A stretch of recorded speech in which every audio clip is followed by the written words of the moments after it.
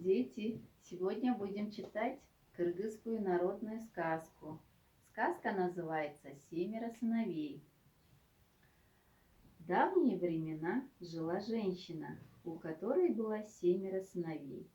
Однажды она созвала их и велела рассказать, что каждый умеет делать. Сыновья встали в ряд по возрасту. Первым стоял старший сын. Он и начал рассказывать о себе. «Я меткий стрелок. Если бы черная птица-великан летала так высоко в небе, что казалось бы воробьем, я все же убил бы ее одним выстрелом. А я могу найти след муравья, который прополз 7 лет назад», — сказал второй сын. Настала очередь третьего.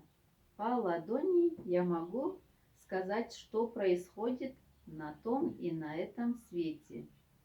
Четвертый сказал: какой бы ни был голод, я могу добыть пищу для всех.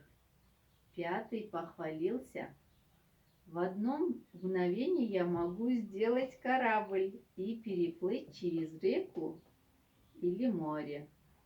Шестой заявил: а я могу бегать по воде с такой быстротой, что под ногами заклубится пыль. Наконец дошла очередь до самого младшего.